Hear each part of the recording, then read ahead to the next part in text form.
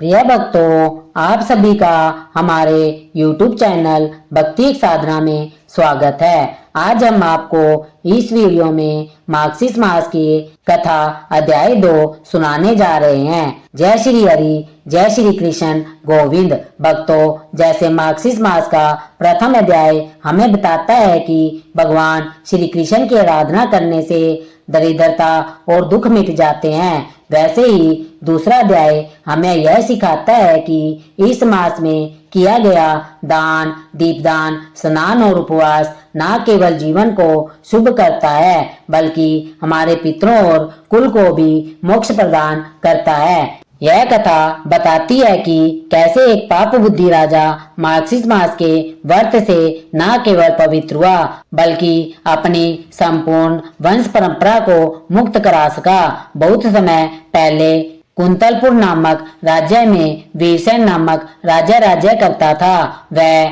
बलवान, बुद्धिमान और युद्ध कला में निपुण था, परंतु उसका हृदय घमंड से भरा था। राज्य, वैभव, धन और विलासिता के कारण वह धीरे धीरे धर्म से दूर होता गया। मंदिरों की पूजा बंद कर दी गई, ब्राह्मणों का सत्कार घट गया और प्रजा में अधर्म फैलने लगा।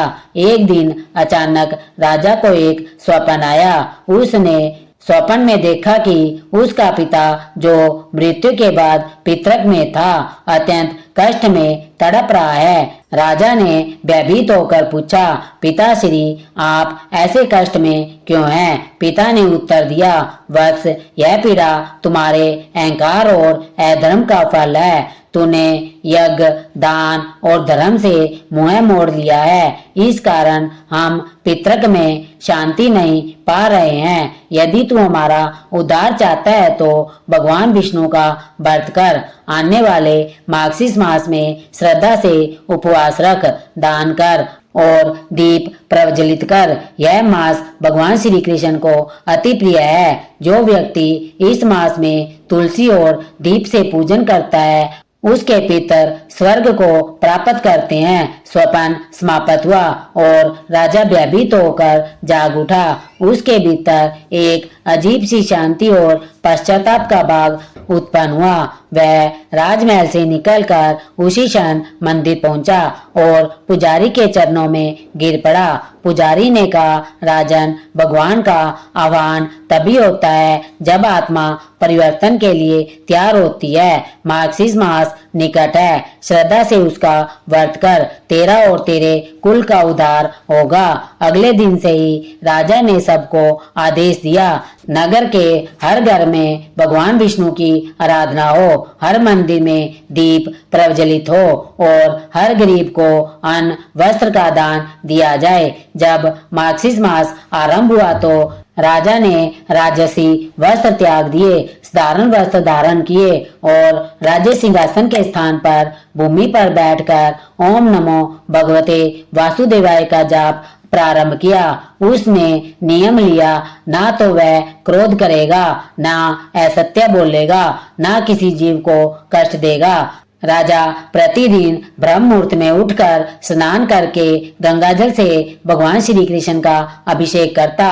हर शाम राजमहल में हजारों दीप जलाए जाते और तुलसी के पौधे के पास घंटा नाद के साथ हरि नाम का गान होता। गोविंद, जय जय गोपाल, जय जय माधव, जय जय। पूरे राज्य में भक्ति का वातावरण फैल गया। एक दिन जब राजा ध्यानस्थ था, तभी एक दिन मंदिर के गर्भगृह में एक दिव्य प्रकाश प्रकट हुआ और उसी से भगवान श्री हरि के 4 भुज रूप के दर्शन हुए। पीतांबर धारण किए, शंख, चक्र, गदा और पद्म धारण किए हुए थे। वे बोले, राजन वीरसेन, तूने अपने जीवन के दोषों का प्रायश्चित कर लिया है, तेरे पितर मुक्त हो गए हैं। मार्गशीर्ष मास में किया गया व्रत, स्नान, दीपदान और दान तेरे लिए ही नहीं, तेरे पूरे वंश के लिए मोक्षदायक होगा। भगवान के दर्शन से राजा की आंखें आंसुओं से भर गई। वह भगवान के चरणों में गिर पड़ा और बोला, हे प्रभु, आपने मुझे नया जीवन दिया है।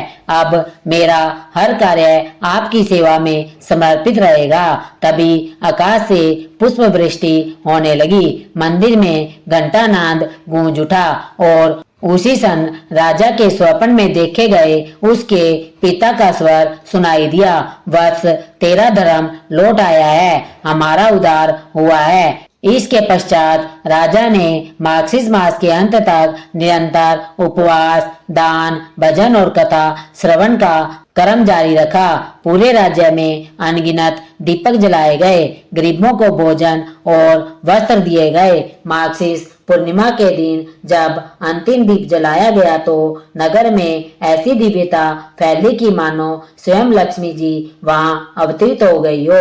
उस दिन से राज्य में सुख, शांति, समृद्धि और धर्म का युग आरंभ हुआ। भक्तों, यह वही मार्गशीर्ष मास है जिसका स्मरण करने मात्र से जन्म जन्मांतर के पाप नष्ट होते हैं। इस मास में किया गया स्नान, जप, व्रत और दान सातों जन्मों के कर्म बंधन को काट देता है। भगवान श्री कृष्ण ने स्वयं कहा है, जो इस मास में मेरा नाम जपता है, तुलसी का पूजन करता है, दीपदान करता है और दीनजनों की सेवा करता है, वह स्वयं मेरे धाम का अधिकारी बनता है। अतः हे भक्तों, जब मार्गशीर्ष मास आए तो मन, वचन और कर्म से हरि नाम का स्मरण करे, दीपक जलाए, तुलसी का पूजन करे और अपने पितरों के लिए प्रार्थना करे। यह मास केवल दान या व्रत का नहीं, आत्म शुद्धि और आत्म जागरण का समय है। जो इस कथा को श्रद्धा से सुनता है उसके जीवन में अंधकार नहीं रहता है, केवल भगवान की कृपा का प्रकाश होता है। हरि नाम ही मोक्ष का द्वार है और मार्गशीर्ष मास उसका स्वर्ण कुंजी। भक्तों, अब हम सुनेंगे भगवान श्री कृष्ण के परम मित्र की कथा। सुदामा ने एक बार श्री कृष्ण से पूछा, कान्हा, मैं आपकी माया के दर्शन करना चाहता हूँ, कैसी होती है आपकी माया? श्री कृष्ण ने सुदामा को टालना चाहा, लेकिन जब सुदामा जिद करने लगे तब श्री कृष्ण कहने लगे, अच्छा, कभी वक्त आएगा तो जरूर बताऊंगा। फिर एक दिन श्री कृष्ण ने सुदामा से कहा, सुदामा, आओ गोमती नदी में स्नान करने चलते हैं। अब दोनों गोमती नदी के तट पर गए, वस्त्र उतारे और दोनों नदी में उतर गए। श्री कृष्ण तो स्नान करके तट पर लौट आए और पीताम्बर पहनने लगे। उधर सुदामा ने देखा कि कृष्ण तो तट पर चले गए हैं, मैं एक और डुबकी लगा लेता हूँ। और जैसे ही सुदामा ने एक डुबकी और लगाई, सुदामा को लगा मानो गोमती में बाढ़ आ गई हो, वह बहे जा रहे हो। सुदामा जैसे तैसे घाट के किनारे रुके, घाट पर चढ़े और घूमने लगे। घूमते घूमते गांव के पास आ गए और वहां पर एक हथनी ने उनके गले में फूल माला पहना दी। सुदामा हैरान हो गए, उन्हें देखकर लोग इकट्ठे हो गए। लोगों ने कहा, हमारे देश के राजा की मृत्यु हो गई है। हमारा नियम है कि राजा की मृत्यु के बाद हथनी जिस भी व्यक्ति के गले में माला पहना दे वही हमारा राजा हो जाता है, और हथनी ने आपके गले में माला पहनाई है, इसलिए अब तो आप ही हमारे राजा है। सुदामा हैरान हुए, मैं राजा बन गया और फिर एक राजकन्या के साथ उनका विवाह भी हो गया, पुत्र भी पैदा हो गया। एक दिन सुदामा की पत्नी बीमार पड़ गई, आखिर में वह मर गई। सुदामा दुख से रोने लगे।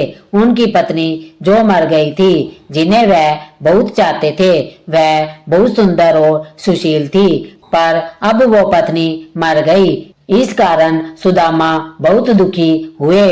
लोग इकट्ठे हो गए और उन्होंने सुदामा से कहा, आप रोइए मत, आप हमारे राजा हैं, लेकिन जहाँ पर आपकी रानी गई है वहीं पर अब आपको भी जाना है। यह तो मायापुरी का नियम है।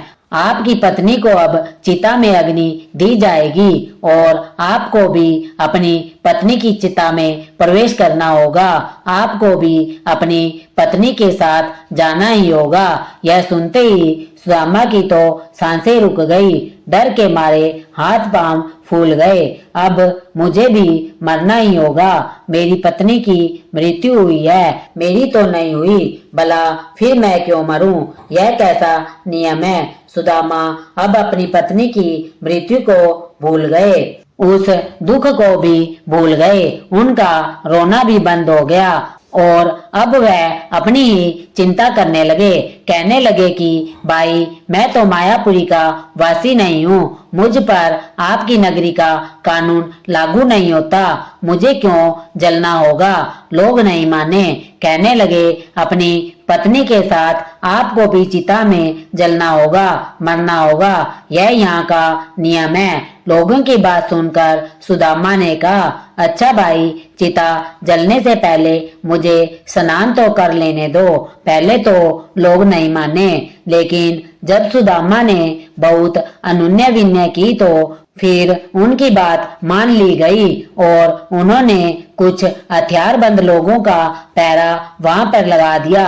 सुदामा को स्नान करने दो, देखना कहीं भाग ना जाए। अब रह रहकर सुदामा डर के मारे रो उठते।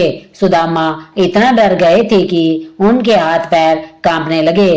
किसी तरह कंप कपाते हुए वह नदी में उतरे, डुबकी लगाई और फिर जैसे ही बाहर निकले उन्होंने देखा कि माया नगरी कहीं पर भी नहीं है और किनारे पर श्री कृष्ण अभी तक अपना पीताम्बर ही पहन रहे हैं और इधर वो एक दुनिया घूम आए हैं, मौत के मुंह से बचकर निकले हैं। सुदामा तुरंत नदी से बाहर निकल आए और उनकी आंखों से लगातार आंसू बहे जा रहे थे। श्री कृष्ण ने देखा तो हैरान हुए, हालांकि सब कुछ जानते थे, फिर भी अनजान बनते हुए श्री कृष्ण ने पूछा, सुदामा तुम रो क्यों रहे हो? सुदामा बोले, कृष्ण, मैंने जो देखा है वह सच था या यह जो मैं देख रहा हूँ यह सच है? श्री कृष्ण मुस्कुराए और कहने लगे, जो देखा और भोगा वो सच नहीं, भ्रम था,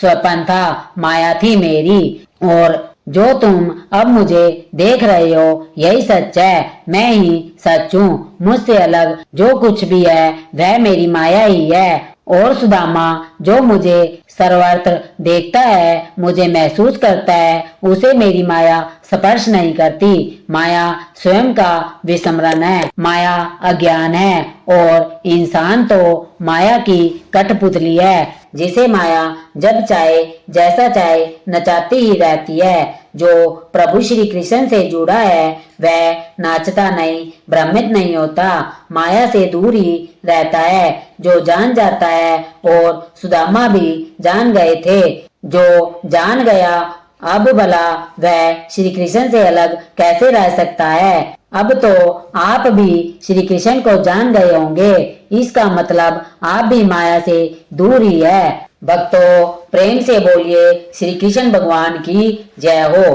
अब हम सुनते हैं माता अन्नपूर्णा की कथा। जय जय माँ अन्नपूर्णेश्वरी, जय काशी वासिनी माँ अन्नदाता देवी की। भक्तों, जब अगन मास यानी मार्गशीर्ष का पावन समय आता है तब यह धरती स्नेह, भक्ति और समृद्धि से भर जाती है। कहते हैं इसी मास को स्वयं श्री कृष्ण भगवान ने कहा है, मासा नाम मार्ग शिव सोहन कहकर अपनी उपस्थिति का प्रतीक बताया है। इस मास के शुक्रवार विशेष रूप से माँ अन्नपूर्णा को समर्पित माने गए हैं। वे देवी जो संसार के हर प्राणी के मुख में अन्न का स्वाद और जीवन में तृप्ति का भाव भरती है। माँ अन्नपूर्णा केवल अन्न देने वाली नहीं, बल्कि वह शक्ति है जो भूख मिटाकर संतोष प्रदान करती है। काशी में जब एक समय ऐसा आया कि अन्न दुर्लभ हो गया, तब भगवान शिव स्वयं भी भोजन से विरक्त हो गए। संसार में यह भ्रम फैल गया कि ज्ञान ही सब कुछ है, भोजन नहीं। तब माता पार्वती ने यह देखकर दया की। उन्होंने स्वर्ण थाली में विविध व्यंजनों से भरा हुआ अन्न सजाया और प्रकट हुई अन्नपूर्णा के रूप में भगवान शंकर स्वयं उनके सामने आए, हाथ जोड़े और कहा, माँ तुम ही जगत की जननी हो, तुम ही प्राणों की धारणी हो। बिना अन्न के यह सृष्टि अधूरी है। मुझे भी अन्न का पहला कोर तुमसे ही प्राप्त हो। माँ मुस्कुराई और उन्होंने शिव को अन्न का प्रथम ग्रास दिया।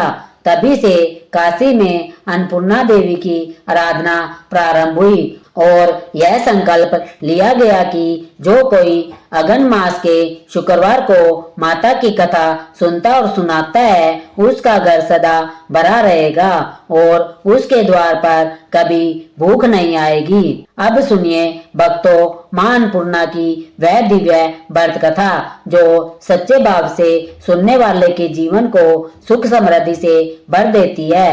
प्रिय भक्तगणों, प्राचीन काल की बात है। पुरुषोत्तमपुर नामक ग्राम में एक बहुत धर्मात्मा सेठ जी रहा करते थे। उनके 5 पुत्र और एक सबसे छोटी पुत्री थी और उसकी पुत्री का नाम गौरी था।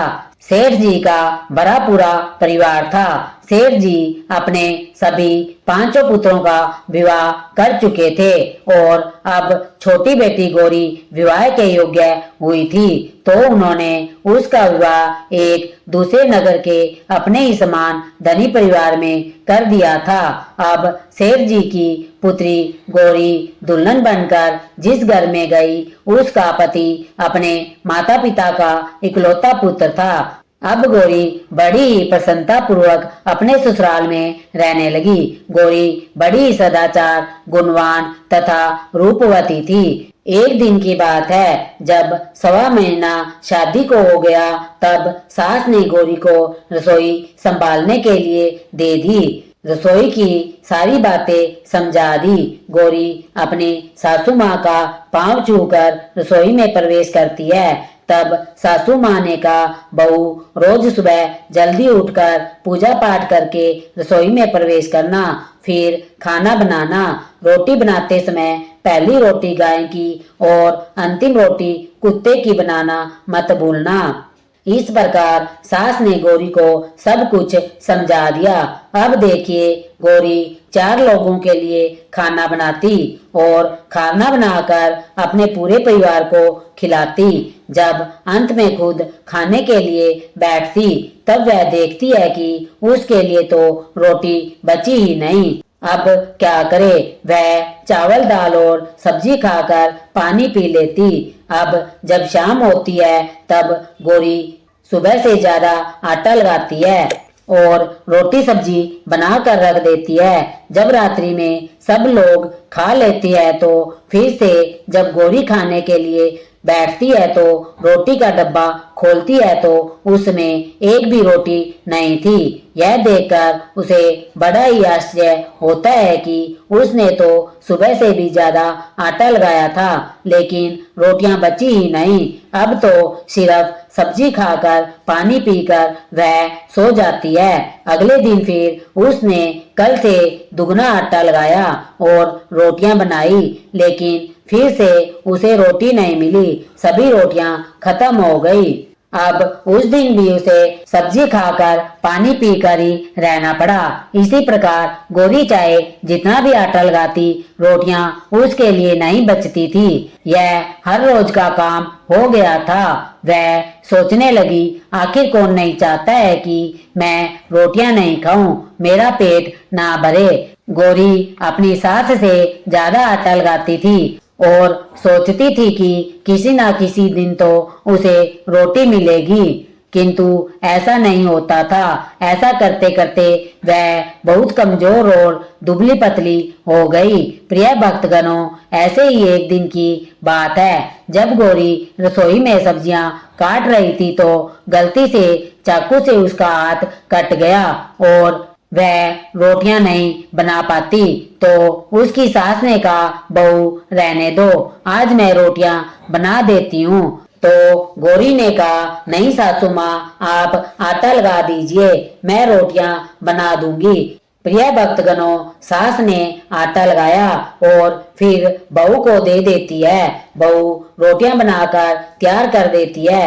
घर के सभी सदस्य रात के समय जब खाना खाने लगते हैं, तब सब लोग जब खाना खा लेते हैं, तब बारी आती है गौरी के खाने की। तो वह बहुत दुखी मन से खाना खाने बैठती है।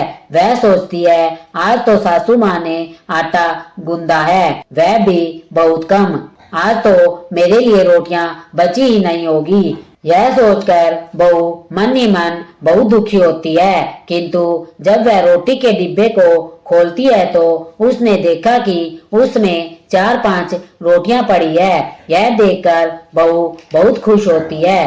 अब क्या था, ऐसे ही 7 दिनों तक बहू की सास ने आटा गूंदा और बहू रोटियां बनाती थी और बहू को रोज रोटियां मिलने लगी।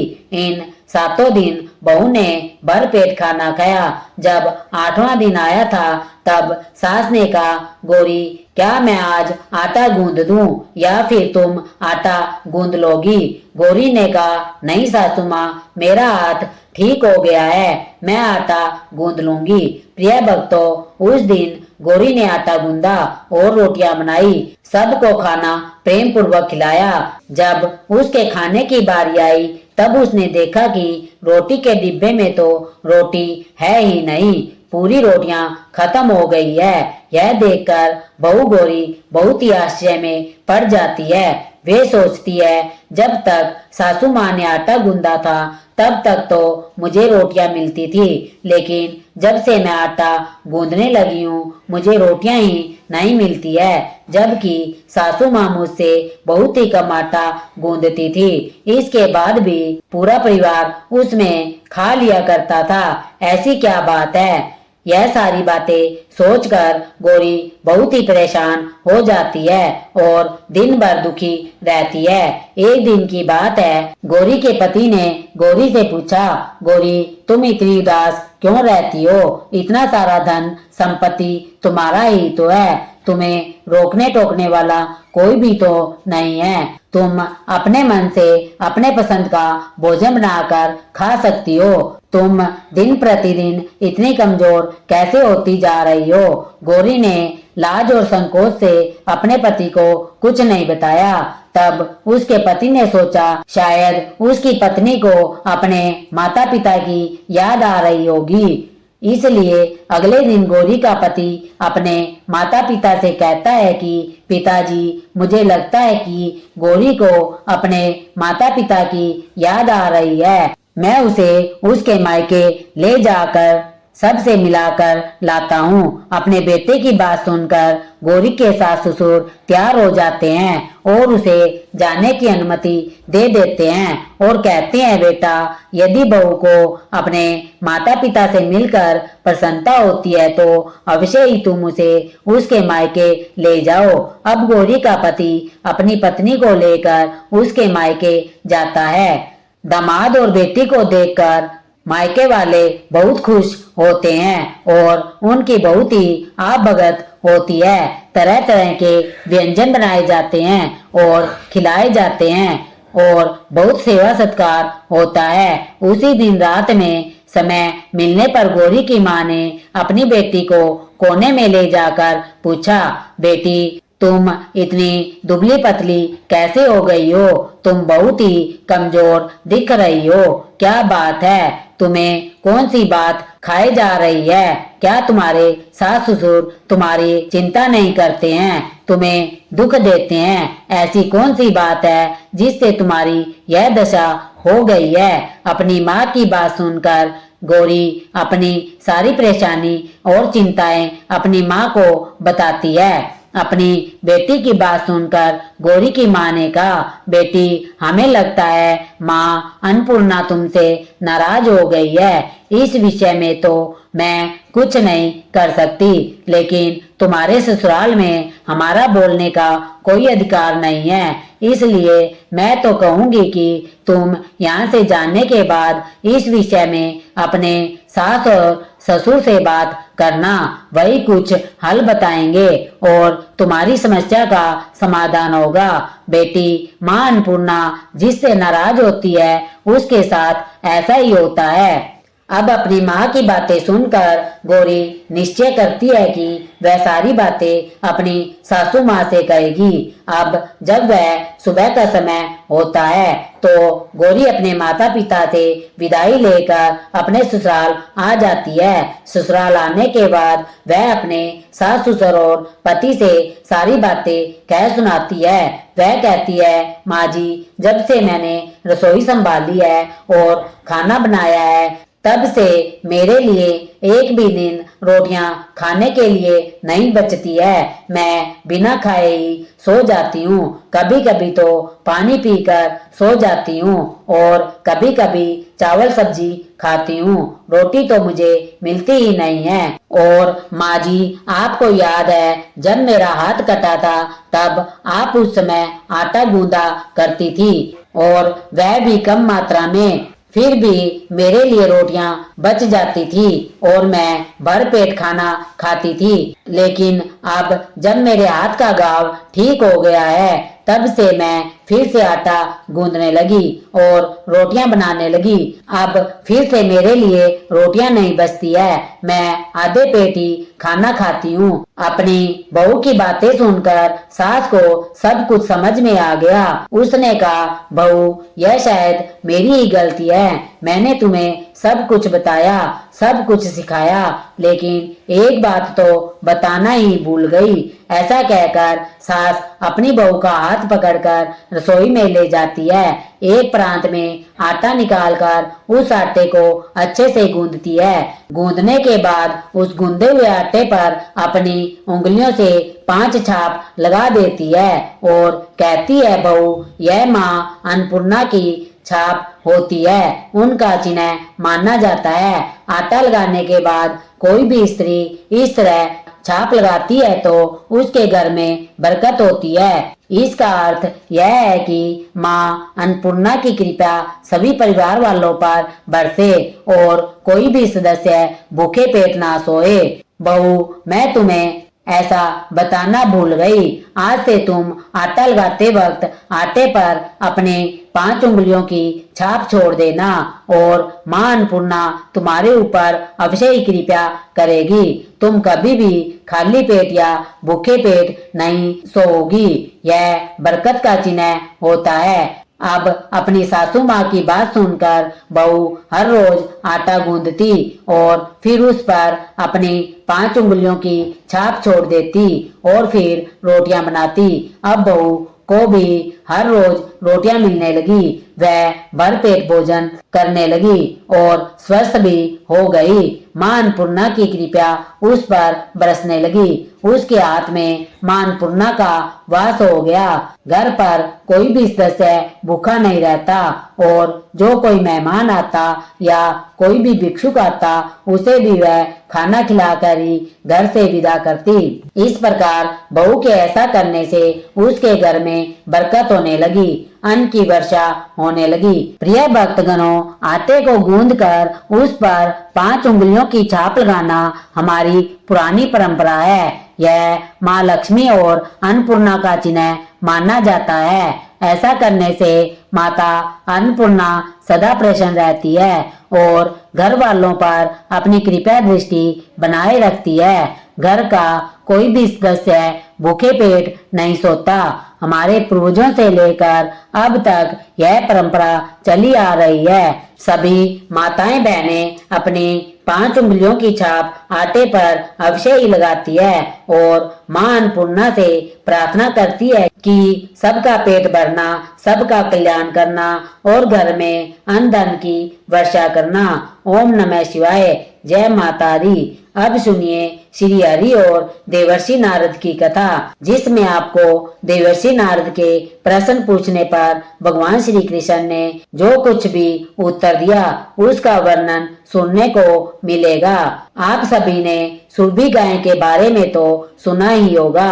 सुरभि गाय के बारे में विस्तार पूर्वक जानने के लिए अब सुनिए आज का अध्याय, जिसमें एक बार देवर्षि नारद ने मुनि नारायण से पूछा कि हे प्रभु, वह सुरभि देवी कौन थी जो गोलोक से आई थी? मैं उनके जन्म और चरित्र के बारे में सुनना चाहता हूँ।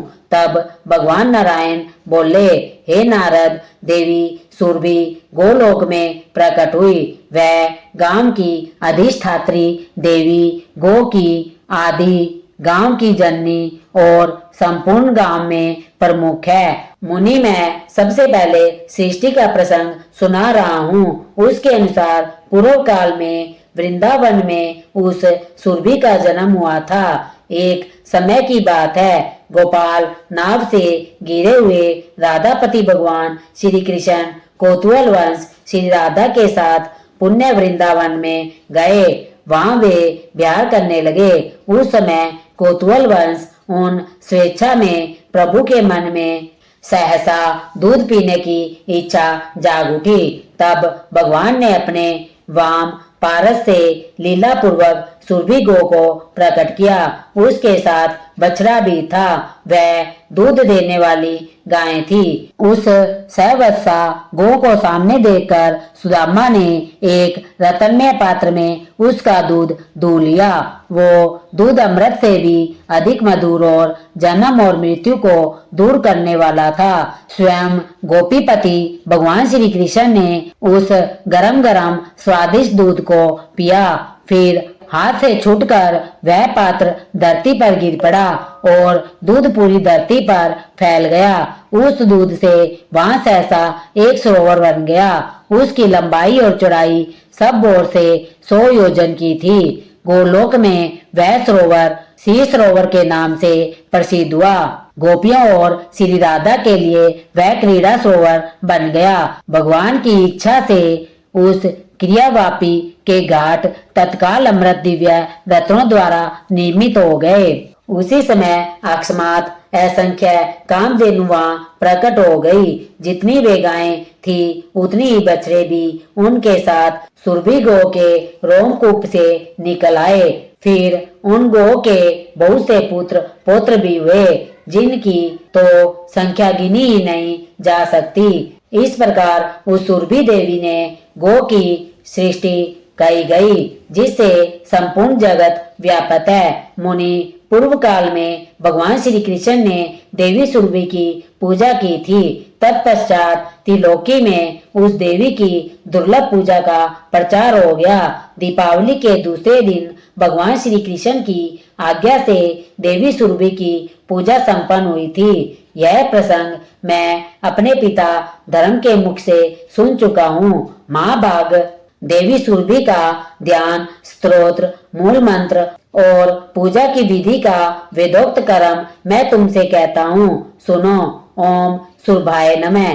सुरभि देवी का यह मंत्र है। 1 लाख जप करने पर मंत्र सिद्ध होकर भक्तों के लिए कल्प वृक्ष का काम करता है। ध्यान और पूजन यजुर्वेद में सम्यक रूप से वर्णित है, जो रिद्धि, वृद्धि, मुक्ति और संपूर्ण कामनाओं को देने वाली है। जो लक्ष्मी स्वरूपा श्री राधा की सहचरी, गो की अधिष्ठात्री, गो आदि जननी पवित्र रूपा पूजनीय, भक्तों के अखिल मनोरथ सिद्ध करने वाली है और जिनसे यह सारा विश्व पावन बना है, उन भगवती सुरभि की मैं उपासना करता हूँ। कलश, गाय के मस्तक, गो के बांधने के खंबे, शालिग्राम की मूर्ति, जल अथवा अग्नि में देवी सुरभि की भावना करके ब्राह्मणों को इनकी पूजा करनी चाहिए।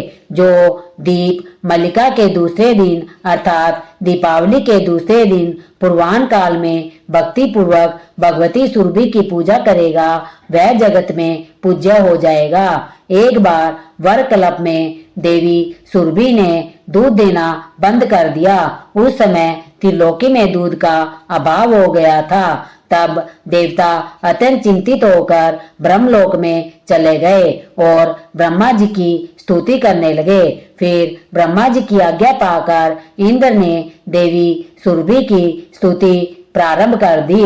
देवराज इंद्र ने कहा, देवी और महादेवी सुरभि को हमारा बारंबार नमस्कार है। आप गो की बीज स्वरूपा हो, आपको नमस्कार है। आप श्री राधा को प्रिया हो, आपको नमस्कार है। आप लक्ष्मी की अंशभूता हो, आपको बारंबार नमस्कार है। श्री कृष्ण प्रिया को नमस्कार है। गो की माता को बार बार नमस्कार है, जो सबके लिए कल्प वृक्ष स्वरूप तथा स्त्री धन और वृद्धि प्रदान करने वाली है। उन भगवती सुरभि को बारंबार नमस्कार है। सुभदा प्रसन्ना और गो प्रदायिनी सुरभि देवी को बारंबार नमस्कार है। यश और कीर्ति प्रदान करने वाली धर्मज्ञा देवी को बारंबार नमस्कार है। इस प्रकार स्तुति सुनते ही सनातनी जगत जननी भगवती सुरभि संतुष्ट और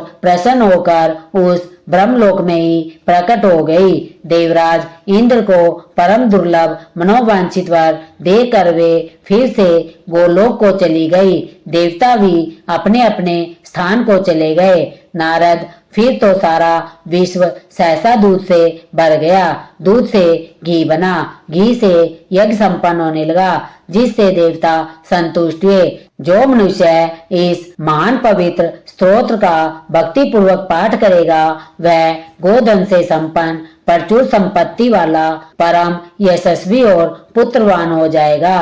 उसे संपूर्ण तीर्थों में स्नान करने और अखिल यज्ञों में दीक्षित होने का फल भी सुलभ होगा। ऐसा पुरुष इस लोक में सुख भोग कर अंत में भगवान श्री कृष्ण के धाम में चला जाता है। चिरकाल तक वहां रहकर भगवान की सेवा करता रहता है। नारद उसे पुनः इस संसार में नहीं आना पड़ता है।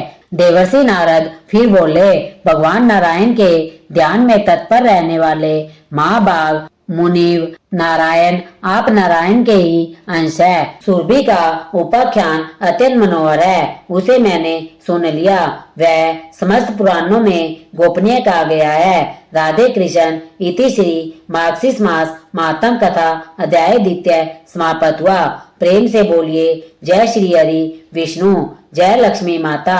ऐसे ही और भी रोचक और आध्यात्मिक वीडियो के लिए हमारे चैनल भक्ति एक साधना को सब्सक्राइब कर ले। दोस्तों, आपको यह कथा कैसी लगी कृपया कमेंट करके जरूर बताएं।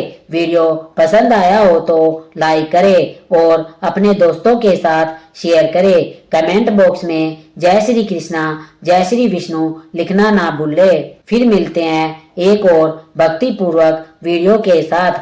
धन्यवाद। जय श्री कृष्णा जय श्री कृष्णा जय श्री कृष्णा।